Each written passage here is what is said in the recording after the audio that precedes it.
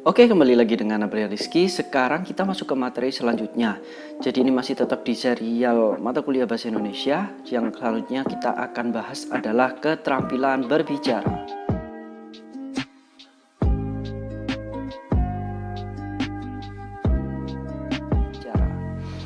Seberapa mudah berbicara atau seberapa sulit berbicara. Jadi kalau kalian lihat di video ini, kalian akan tahu sebenarnya berbicara itu memang sangat sulit.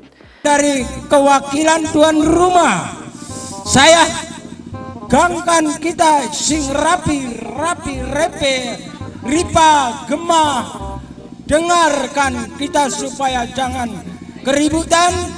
Saya tegangkan dari masyarakat desa Sukurawetan Kedungdawa. Emang udah disediain stand mic? Kita nggak pernah merencanakan. Terus lagunya akan masuk kemana? Single lepas doang ke Dimasuk ke album albumnya? Afgan, jadi album. Menimbulkan kekacauan yang menyengsarakan rakyat, menyengsarakan rakyat itu, saya ulangi ya biar tidak diketahui, menyengsarakan rakyat itu.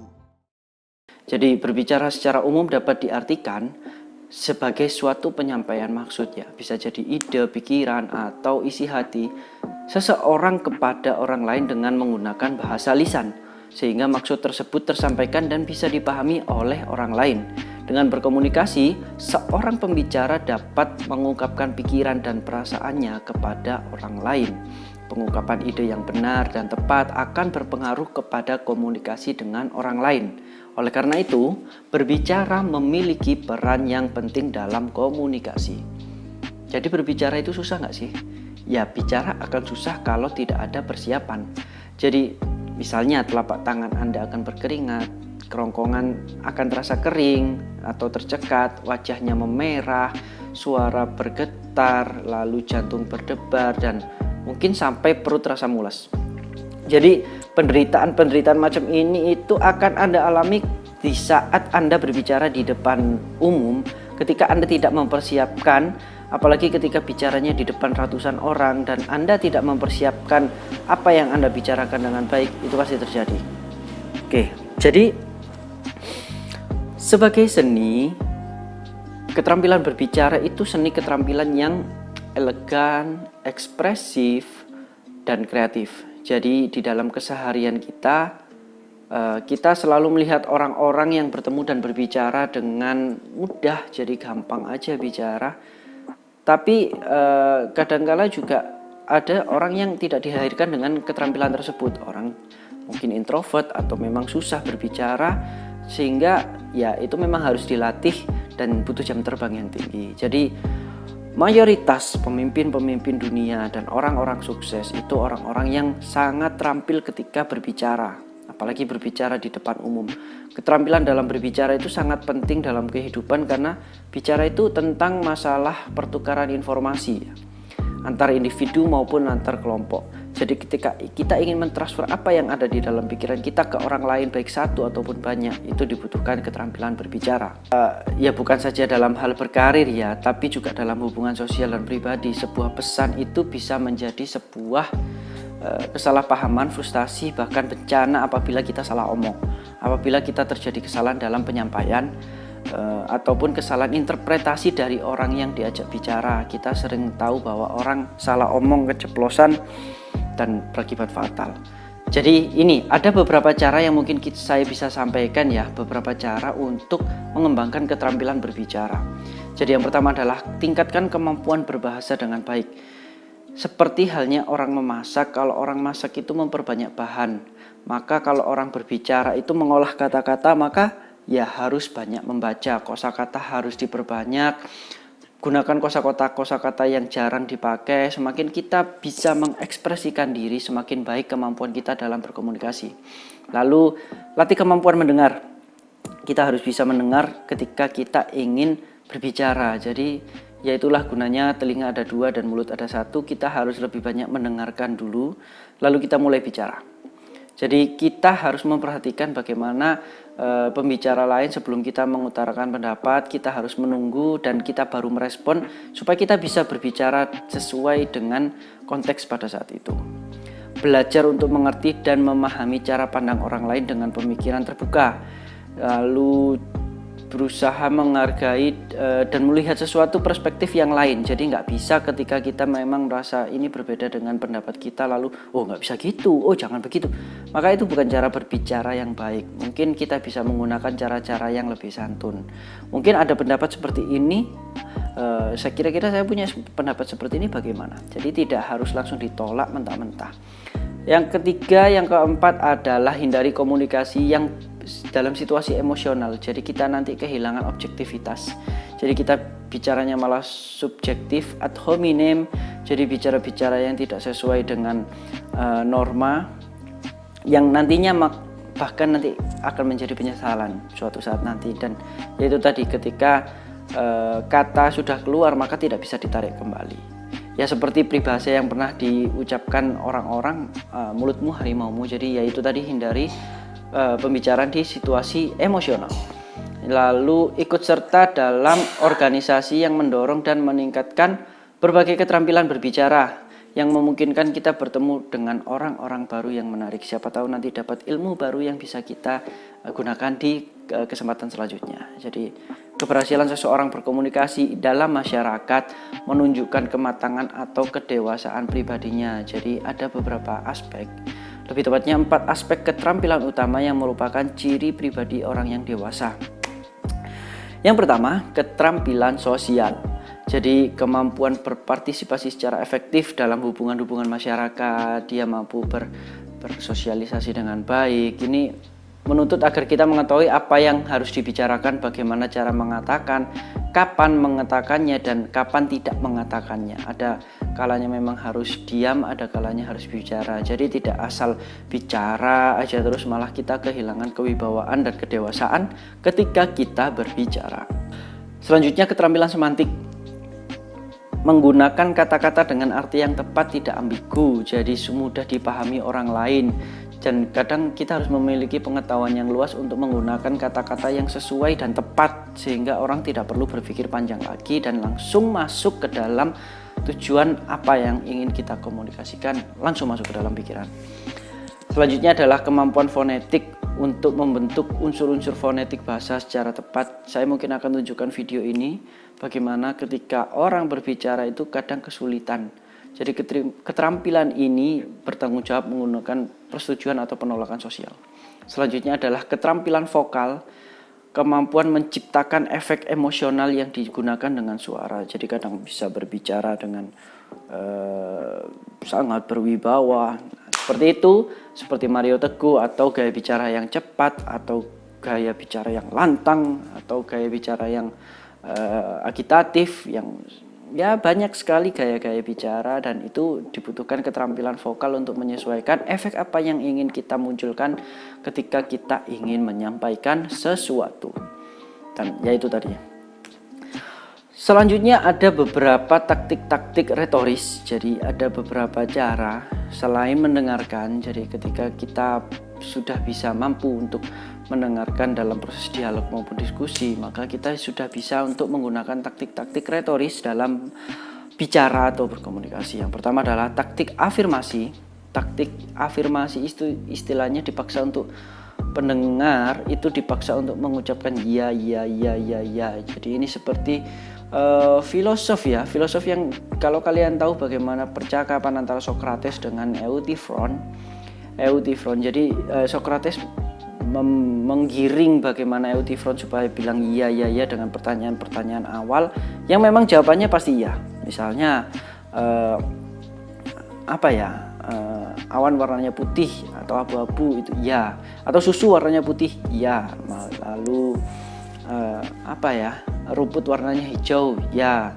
Dan itu nanti mengerucut sampai apa yang kita inginkan bicara sehingga mereka mengafirmasi dengan ya tanpa sadar.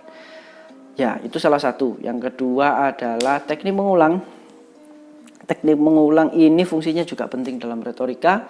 Pembicara berusaha terus-menerus menyampaikan pikiran dan idenya yang menyebabkan lawan akhirnya menaruh perhatian dan berusaha mengolah ide tersebut agak dipaksa masuk. Jadi sekali lagi saya ingatkan bahwa di sini saya ingin menekankan bahwa, atau biar saya ulangi kembali, ini adalah, itu adalah salah satu contoh. Yang selanjutnya adalah taktik sugesti. Jadi bagaimana membuat lawan bicara menyetujui pikiran. Mirip seperti yang taktik afirmasi yang pertama tadi. Jadi ini dengan menggunakan berbagai macam alasan, misalnya ketika kita bicara tentang investasi. Jadi ini merupakan saat yang paling tepat bagi Anda untuk apa? Atau investasi ini akan memberikan keuntungan yang berlipat ganda bila Anda lakukan sekarang. Atau cara-caranya, pendaftarannya mudah dan cepat, Anda cuma harus bla bla bla. Nah, kata-kata penggunaan pilihan kata ini juga bisa mensugesti orang lain untuk mengambil tindakan. Itu adalah taktik sugesti. Selanjutnya adalah taktik ofensif. Yang pertama adalah taktik antisipasi. Jadi kita bisa mengantisipasi kelemahan lawan ketika ia bicara atau mengatakan pendapat, langsung kita serang dan kita jatuhkan pendapatnya dengan argumentasi berlawanan yang kuat yang kita buat. Contohnya misalnya mungkin Anda akan keberatan bila bla bla bla. Pasti muncul pertanyaan dalam benak Anda bila seperti itu. Atau teknik mengagetkan, itu juga salah satu teknik yang menantang kita. Saat lawan bicara kita menantang dengan pernyataan negatif, maka kita bisa berikan jawaban balik. Jadi oleh karena itu bahkan Anda sudah lebih mengerti. Seperti itu contohnya. Lalu taktik bertanya balik.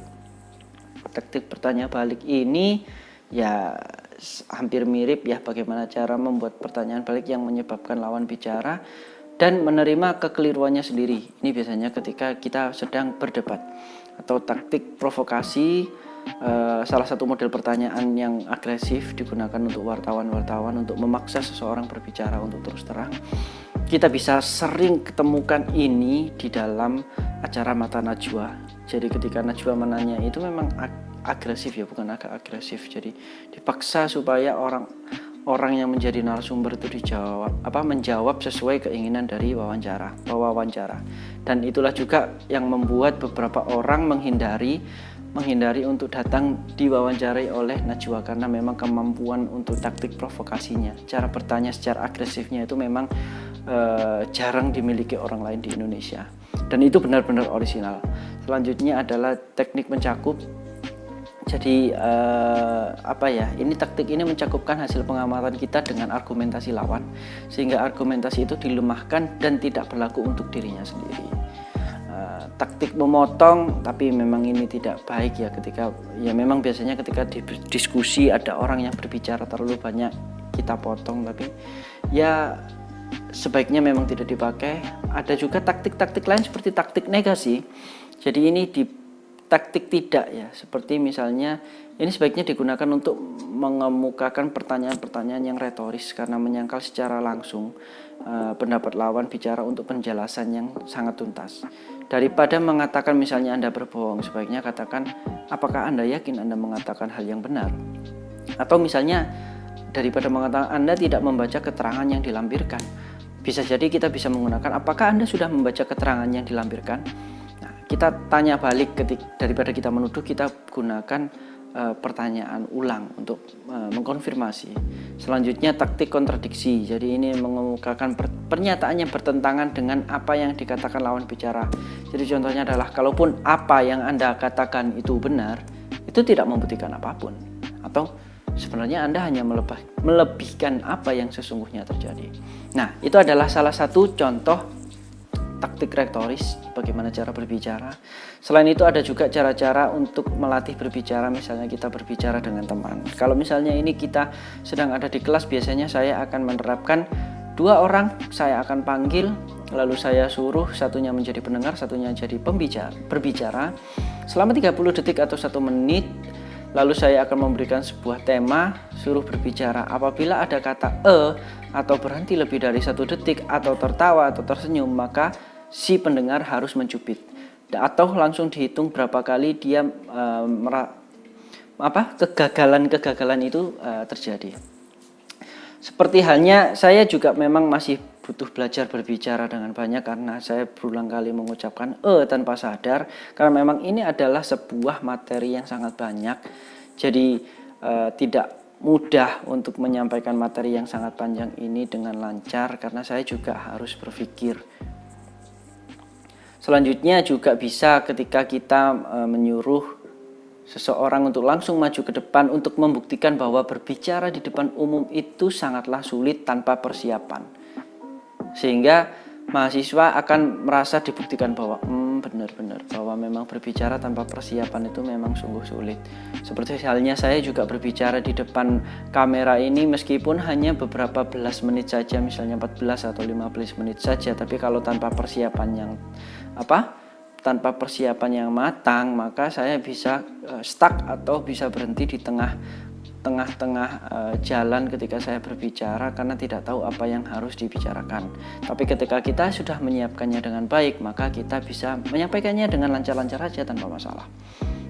Lalu memang yang selanjutnya adalah jam terbang. Ketika kita memang sering sekali berbicara, sering sekali menyampaikan di atas panggung atau di depan publik, maka semakin lama kita akan memiliki ketenangan ya, karena pengalaman itu juga, sehingga ketika kita berhadapan dengan orang-orang di depan ini kita sudah tidak takut, bahkan kita bisa menatap mata-mata para pendengar itu satu persatu.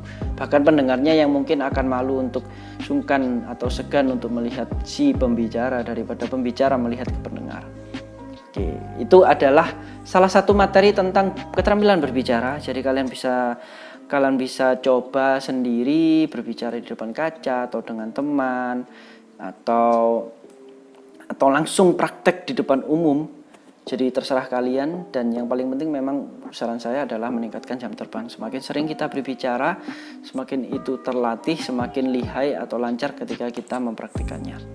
Oke, itu adalah materi tentang keterampilan berbicara. Jika ada yang punya pendapat lain, kalian bisa sampaikan di komen. Dan semoga materi ini bermanfaat. Jangan lupa like, komen, dan subscribe. Dan nantikan video selanjutnya. Bye.